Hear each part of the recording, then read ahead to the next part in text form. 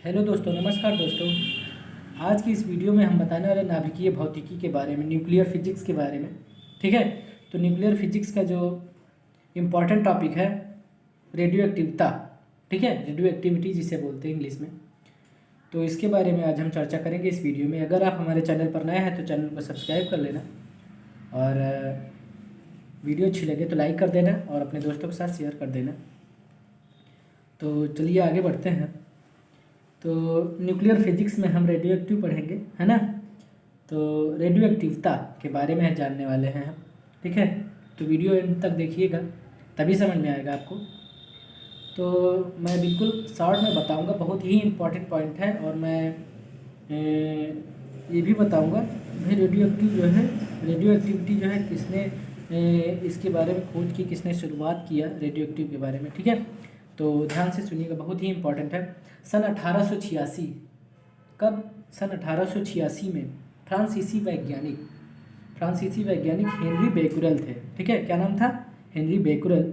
उन्होंने विभिन्न पदार्थों जैसे कि प्रतिदीप्त एवं स्फुरदीप्त, ठीक है, तो इनके गुणों का अध्ययन करते समय इन्होंने ये पाया कि यूरेनियम तथा उसके लवण होते हैं ना, मतलब जिसे साल्ट बोलते हैं, ठीक है, साल्ट।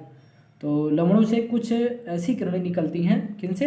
लवणों से, मतलब साल्ट से कुछ ऐसी किरणें निकलती हैं जो मोटे काले कागज़ की कई परतों को भी पार कर जाने की क्षमता रखती हैं, ठीक है। तो फोटोग्राफिक प्लेट को भी प्रभावित करती हैं ये, मतलब ये किरणें जो हैं मोटी परतों को पार कर जाती हैं। तो ये जो है किरणें फोटोग्राफिक प्लेट को भी प्रभावित करती हैं। तो इन किरणों को बेकुरेल किरणें या फिर कह दीजिए कि रेडियो एक्टिव किरणें कहा गया, ठीक है। ध्यान से सुनते रहिएगा, बहुत ही इंपॉर्टेंट है। तो ये जो किरणें थी, कौन सी किरणें? बेकुरेल किरणें जिन्हें कहा या फिर रेडियो एक्टिव किरणें कहा, ठीक है। तो ये किरणें फिर इन किरणों की खोज के बाद मैडम क्यूरी, ठीक है, और इनके पति पियरे क्यूरी थे, ठीक है। तो इन्होंने ये पाया कि यूरेनियम का एक लवण, ठीक है, पिच ब्लेंडी, क्या? पिच ब्लेंडी शुद्ध यूरेनियम से भी अधिक रेडियो एक्टिव है, ठीक है। तो इसका कारण यही हो सकता है कि पिच ब्लेंडी में यूरेनियम के अतिरिक्त किसके अतिरिक्त? यूरेनियम के अतिरिक्त, ठीक है, एक अन्य रेडियो एक्टिव तत्व होना चाहिए। तो इसके बाद जो है रेडियो एक्टिव यूरेनियम से भी कहीं अधिक हो सकता है, ठीक है। तो 3 वर्ष के कठोर परिश्रम के पश्चात जो है इन्होंने 2 नए तत्वों की खोज की। क्या? 2 नए तत्वों की खोज की। एक का नाम मैडम क्यूरी ने और अपनी मातृभूमि के नाम पर किया, ठीक है, और जिसका नाम था पोलोनियम, ठीक है। और दूसरा नाम जो है रेडियम रखा। क्या रखा? रेडियम। तो रेडियम की महत्वपूर्ण खोज के लिए उक्त युगल को सन 1903 में नोबेल पुरस्कार सम्मानित किया गया। मतलब क्या कि जो मैडम क्यूरी और पियरे क्यूरी को जो है नोबेल पुरस्कार से सम्मानित किया। और उन्होंने यह भी पता लगाया कि रेडियम की रेडियो एक्टिवता यूरेनियम की अपेक्षा 15 लाख गुनी से भी अधिक है, ठीक है। तो मैं इसके बाद बताने वाला भाई रेडियो एक्टिवता होती क्या है। तो भाई कुछ पदार्थ स्वतः ही विशेष प्रकार की किरणें उत्सर्जित करके विघटित होते रहते हैं। तो इस प्रकार की घटना जो होती है उसको हम रेडियो एक्टिवता कहते हैं। और जो उत्सर्जित किरणों को हम रेडियो एक्टिव किरणें कहते हैं, ठीक है। अब यहाँ पर ध्यान दीजिए कि जो रेडियो एक्टिव किरणें जो हैं वो 3 प्रकार की होती हैं, ठीक है। पहला अल्फा कण होता है, दूसरा बीटा कण और तीसरा गामा किरणें, ठीक है। तो जो अल्फा कण होते हैं, अल्फा कण कहते हैं, ठीक है, किरणें नहीं। तो अल्फा कण ये धनावेशित होते हैं और इनका जो है हीलियम के नाभिक होते हैं। ये क्या? अल्फा जो है हीलियम के नाभिक होते हैं। अब ध्यान से सुनिएगा, बीटा कण जो होता है, बीटा कण ये तीव्रगामी इलेक्ट्रॉन होते हैं, ठीक है। क्या होता है? तीव्रगामी इलेक्ट्रॉन होते हैं। और गामा किरणें जो होती हैं ये अति लघु तरंगदैर्घ्य की विद्युत चुंबकीय तरंगें होती हैं ये, ठीक है। क्या होती है? अति लघु तरंग दैर्ध्य की विद्युत चुम्बकीय तरंगें होती हैं। ठीक है, अब इसके बाद हम बात करेंगे रदरफोर्ड और सोडी का नियम। तो भाई रदरफोर्ड और सोडी के नियम के बारे में बिल्कुल शॉर्ट में हम बताने वाले हैं इस वीडियो में। ठीक है, तो भाई रदरफोर्ड और सोडी का नियम भी बहुत ही इम्पॉर्टेंट है। ठीक है, तो रदरफोर्ड और सोडी के नियम में ध्यान से सुनिएगा, बहुत ही इम्पॉर्टेंट है। सन 1902 में रदरफोर्ड एवं सोडी ने, ठीक है, रदरफोर्ड और सोडी दोनों लोगों ने मिलकर जो है ने अनेक रेडियोएक्टिव पदार्थों के स्वतः विघटन का प्रायोगिक अध्ययन किया। ठीक है, दोनों लोगों ने प्रायोगिक अध्ययन किया जो वे रेडियोएक्टिव पदार्थों का प्रायोगिक अध्ययन किया जो स्वतः विघटित हो रहे थे। क्या? स्वतः विघटित हो रहे थे। तो ऐसे रेडियोएक्टिव पदार्थों का जो है इन्होंने प्रायोगिक अध्ययन किया और रेडियोएक्टिव क्षय के संबंध में इन्होंने निष्कर्ष निकाले हैं। ठीक है, इसके बारे में, रेडियोएक्टिव क्षय के बारे में। तो ध्यान से सुनिएगा, बहुत ही इंपॉर्टेंट है। तो रेडियोएक्टिवता नाभिकीय घटना है, पहली पॉइंट तो ये ध्यान से सुनिए, बहुत ही इंपॉर्टेंट, इनको याद रखिएगा। ठीक है, रेडियोएक्टिवता नाभिकीय घटना है। ठीक है, और रेडियोएक्टिवता नाभिकीय घटना है। ठीक है, क्या कहा मैंने कि रेडियोएक्टिवता नाभिकीय घटना है, पहला पॉइंट बहुत ही इंपॉर्टेंट है। फिर कोई रेडियोएक्टिव तत्व या तो अल्फा एक्टिव होता है या बीटा एक्टिव होता है। ओके, तो और गामा विकिरण, ठीक है, रेडिएशन अल्फा या बीटा किसी भी कण के साथ उत्सर्जित हो सकता है। गामा जो है वो, गामा विकिरण जो है अल्फा या बीटा किसी भी कण के साथ उत्सर्जित हो सकता है। ठीक है, और जो थर्ड पॉइंट है, किसी क्षण रेडियोएक्टिव तत्व के परमाणुओं के विघटन की दर को उसकी सक्रियता कहते हैं तथा यह उस समय अविघटित परमाणुओं की संख्या n, ठीक है, कैपिटल N, अथवा तत्व के अविघटित द्रव्यमान, ठीक है, अविघटित द्रव्यमान। अब यहाँ पर देख लीजिए आप लोग, बहुत ही इम्पोर्टेंट है।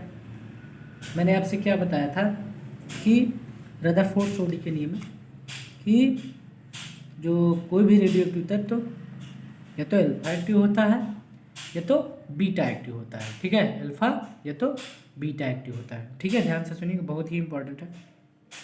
तो यहाँ पर क्या, जो गामा किरण है, देख रहे हैं आप, ये गामा किरणें जो हैं, ठीक है, अल्फा या फिर बीटा, ठीक है, अल्फा या फिर बीटा किसी भी कण के साथ जो है उत्सर्जित हो सकता है। चाहे इसके साथ उत्सर्जित हो सकता है या फिर अल्फा कण के साथ, मतलब अल्फा कण के साथ भी गामा किरण जो है उत्सर्जित हो सकता है और बीटा किरण के भी साथ उत्सर्जित हो सकता है। ठीक है, तो गामा विकिरण जो है वो अल्फा या बीटा किसी भी कण के साथ उत्सर्जित हो सकता है। फिगर में देख लीजिए, ये अल्फा कण है, ठीक है, ये बीटा किरणें हैं और ये गामा किरणें हैं। ठीक है, यहाँ पर ये जो बना हुआ है, ठीक है, ये शीशे का बक्सा है। ठीक है, और ये जो यहाँ पर है वो रेडियोएक्टिव पदार्थ है। ठीक है, जिससे ये किरणें निकल रही हैं। ठीक है, अविघटित द्रव्यमान, क्या, अविघटित द्रव्यमान m के अनुक्रमानुपाती होती है। ठीक है, अर्थात जो del n upon del t है, ठीक है, इज इक्वल टू के माइनस लैम्डा एन के। ठीक है, जहां पर क्या है भाई, लैम्डा क्या है, लैम्डा क्षय नियतांक है, ये केवल पदार्थ की प्रकृति पर निर्भर करता है। ठीक है, लैम्डा जो है पदार्थ की प्रकृति पर निर्भर करता है। ध्यान से सुनिएगा, यदि समय t बराबर 0, क्या, t बराबर 0 पर अविघटित परमाणुओं की संख्या n 0 हो तो t समय पर अविघटित परमाणुओं की संख्या n is equal to n0 exponential minus lambda t के।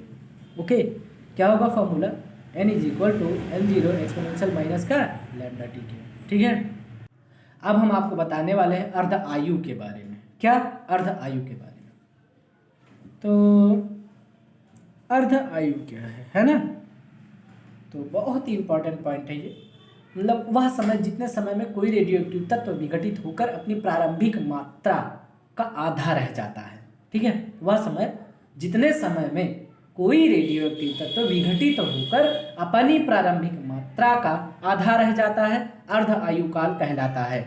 यदि अर्ध आयुकाल टी हो तो, ठीक है, अर्ध आयुकाल को टी से प्रदर्शित करते हैं, कैपिटल टी से। ठीक है, तो अर्ध आयुकाल अगर टी हो तो t is equal to log base e two upon lambda is equal to जो लॉग बेस टू का लॉग टू का मान जो है वो 0.6931 अपान का लैम्डा।